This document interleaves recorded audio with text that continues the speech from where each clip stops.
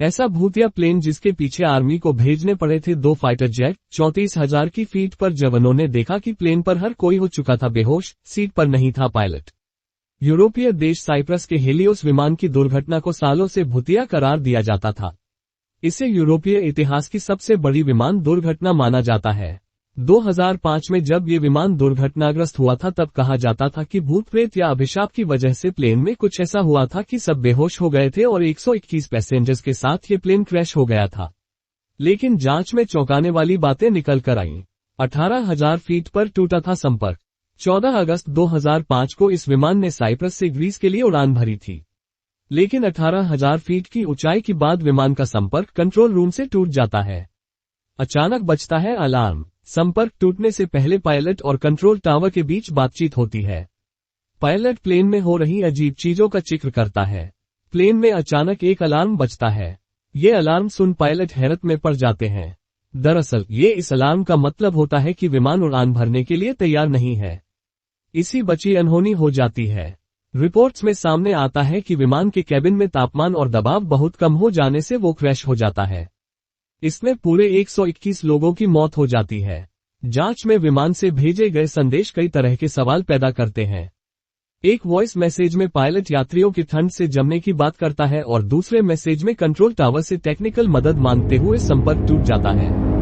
संपर्क टूटते ही भेजे जाते हैं लड़ाकू विमान। यात्रियों और पायलट के बेहोश होने की बात सुनते ही ग्रीस एयरफोर्स को सूचित किया जाता है। एयर ट्रैफिक कंट्रोल को ये डर रहता है कि कहीं ये कोई आतंकी घटना तो नहीं। इसके बाद एयरफोर्स के 2 विमान तेजी से इस फ्लाइट की ओर बढ़ते हैं। इस दौरान ये फ्लाइट ऑटो पायलट मोड में ऊपर चढ़ती हुई 34,000 फीट तक पहुंच जाती है। फाइटर जेट कुछ ही मिनटों में फ्लाइट के करीब पहुंच जाते हैं और आर्मी के पायलट्स को खौफनाक दृश्य नजर आते हैं।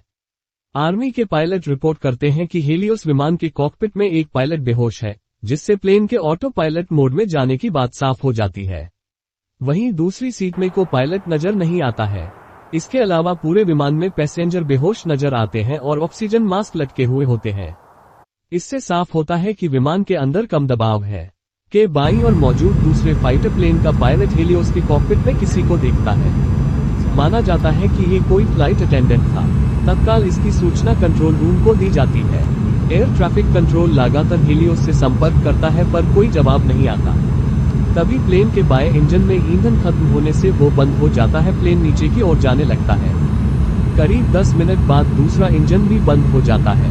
एयरफोर्स संभावित दुर्घटना क्षेत्र के बारे में ग्राउंड पर सूचना दे देती है। दोपहर 12:04 पर विमान एथेंस से 40 किलोमीटर दूर एक पहाड़ी इलाके में दुर्घटनाग्रस्त हो जाता है, जिसमें क्रू समेत सभी 121 लोगों की मौत हो जाती है।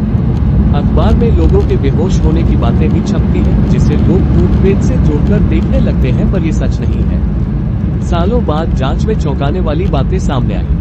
बताया गया कि ये छोटी सी चूक ने 121 लोगों को मौत के घाट उतार दिया। दरअसल ये चूक थी विमान के एयर कंडीशनर और प्रेशर कंट्रोल सिस्टम की। एक दिन पहले इसमें खराबी सामने आई थी, जिसके बाद रूटीन चेकअप में इसे सुधारा गया था। लेकिन चेकअप के बाद प्रेशर सिस्टम को मैनुअल मोड से ऑटो मोड में नहीं लाया गया था। इसी कारण 18,000 फीट की ऊंचाई के बाद विमान के अंदर का प्रेशर सिस्टम फेल हो गया और ऑक्सीजन की कमी से लोग बेहोश हो गए। यही पायलट के साथ हुआ। काफी देर तक पायलट के रिस्पॉन्स नहीं देने से विमान ऑटो पायलट मोड पर चला गया और ईंधन खत्म होने से